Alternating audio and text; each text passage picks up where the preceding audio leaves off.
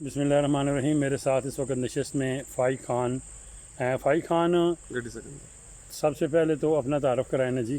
जी अस्सलाम वालेकुम जी, मैं गढ़ी सिकंदर से ताल्लुक़ रखता हूँ। उस्मानी खान का साहबज़ादा हूँ जी, और यूथ विंग का सदर हूँ गढ़ी सिकंदर से, पीटीआई से। पीटीआई से। जी तो पीटीआई की अब तक की कारकर्दगी से मुतमईन हैं? सर, बहुत अच्छी कारकर्दगी जा रही है इन लोगों की। खान साहब ख़ास तौर पे, खान साहब हल्का टेक्सला पे बेइंतहा और बहुत ज़्यादा जो हैं, उन्होंने बजट लेकर आए, काम करवाए इन्होंने बहुत ज़्यादा। हमारा मेन एचएमसी वाला रोड जो बन रहा है, जो कई साल जो 10 से 15 साल की हुकूमत नून लीग करके गई, उसके बावजूद भी उन्होंने रोड पे कुछ भी काम नहीं किया। गैस के कनेक्शन हो गए, वाटर सप्लाई के काम हो गए, उसके बाद रोड का काम हो गया, जितने भी काम हो गए सारे सरवर खान साहब ने हमारे इलाके में करवाए हैं। और पहले भी, इससे पहले गर्ल्स कॉलेज को उन्होंने दिया जी, हाई को मतलब सेकेंडरी को हाई किया, हाई को कॉलेज लेवल तक लेके गए।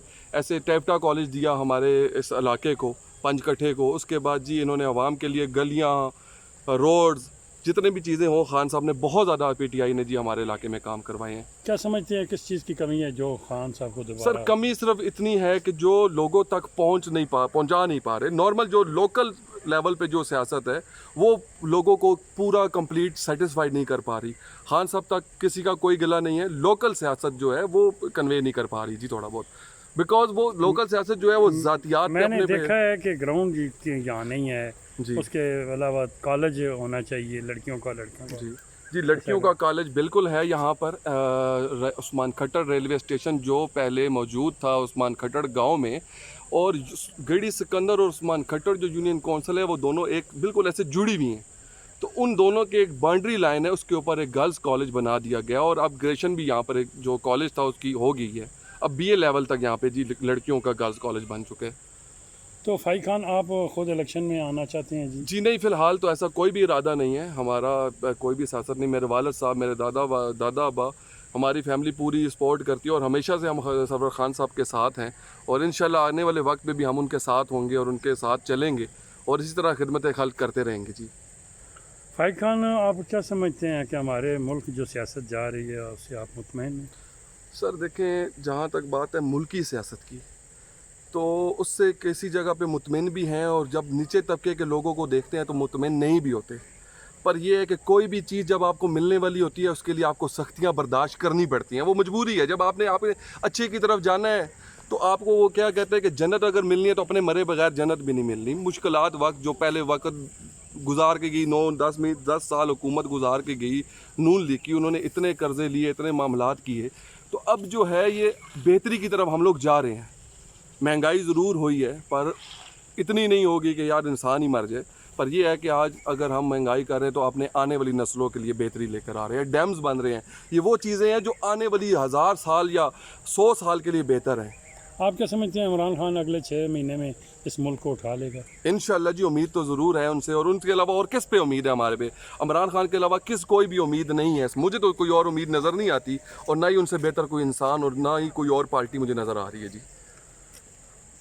भाई, अगर आपको मौका मिले तो आप यहाँ के पसमानदगी को, यूथ को आपने कितना डेवलप किया है या क्या करेंगे? सर, यहाँ की यूथ के लिए फ़िलहाल तो ऐसा कोई काम नहीं हुआ जिस पे काम, मतलब आप यूथ को लेके आगे जाएं। यूथ के लिए सिर्फ कॉलेजेस बन रहे हैं, लड़कियों के लिए कॉलेजेस बने हैं, लड़कों के लिए यहाँ पे कॉलेज नहीं है। इसके लिए कोई काम किया जाए। मैंने देखा कि तमाम जमातें यूथ के साथ ज्यादती करती हैं। जब वो इलेक्शन के दिन आते हैं तो यूथ से वो काम लेते हैं, लेकिन जब आते हैं, देखे ना, ये छोटे ज़कात है, बैतुल माल है, ये दीगर छोटे छोटे जो काम है। देखिए, हमारी अगर कोई भी पार्टीज थी ना, उसमें नुकसान इनका यही हुआ कि जब इलेक्शन का टाइम आया, जिस तरह मुझे अब यूथ विंग का सदर इन लोगों ने बनाया है, तो मेरे पास कोई इख्तियारात नहीं है। अब मेरे साथ कम से कम 200-250-300 लड़का है जो मेरे एक कहने पे उठ जाता है, बैठ जाता है, आ जाता है, खड़ा हो जाता है, या किसी रैली में जाना हो तो मैं उनको 200-250 लड़के की जो पूरी एक टीम है पीटीआई की, टाइगर्स की, वो मेरे साथ है। पर हमें वो इख्तियारात नहीं दिए गए। तो मैं यही करूंगा कि जब तक यूथ का एक बंदा है, वो आपके बुजुर्ग या चेयरमैन से जाके बात नहीं कर सकता। एक यूथ का एक बंदे को आप, जो यूथ विंग के आपने सदर बनाए हैं यूनियन कौंसिल लेवल पे, उन सब को आपने इख्तियार देना लाजमी है। उनको आप इख्तियारात देंगे तो आप लोगों तक पहुँचा सकते हैं यूथ में। करीब तरीन कोई सरवर खान साहब से यूथ के हवाले से मीटिंग हो रही है जी? सर, फिलहाल तो नहीं हुई, लास्ट 6 मंथ पहले हुई थी।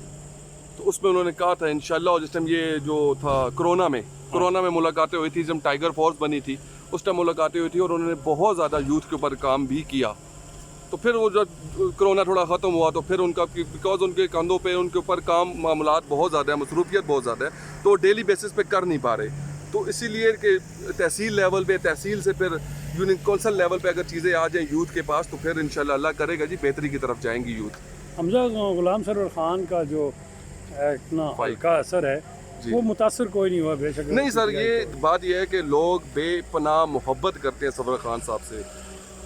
उसकी वजह यह है कि मैं गया हूँ तो मुझसे भी वो मोहब्बत से पेश आएंगे, कोई और गया है और ज़ातियात से, मतलब हम डायरेक्ट जाके उनसे मिल सकते हैं, अपनी शिकायत, अपना मसला, अपने जो भी तकलीफ़ है हम उनके पास जाके डायरेक्टली उनको बता सकते हैं। और हर संडे के संडे वो आम आवाम के लिए बैठते हैं, पूरा दिन सुबह से लेके शाम तक वो बैठते हैं, हर सिंगल पर्सन की वो बात सुनते हैं, जो भी मसाइल हों उसे ऑन द स्पॉट वो हल करते हैं। उसके अलावा जी मास्टर निसार साहब हैं, आप उनके पास जाएं, अगर सरवर खान साहब नहीं, मेरे शफीक खान साहब के पास जाएं, अमार खान के पास जाएं, मंसूर खान के पास जाएं, तो आपके ये बहुत सारे उनके जो बंदे हैं ऑन द स्पॉट आपके काम वहाँ पे जी हल हो जाते हैं। अमार को आप कैसा देख रहे हैं? अमार जी बहुत अच्छे बंदे हैं जी, बहुत ज़्यादा, और बहुत पोलाइट, और हर बंदे के साथ मेल जोल रखने वाले, हर बंदे को छोटा है बड़ा है उसको उस लेवल पे जाके बात करना, फ्रैंकली बात करना जी।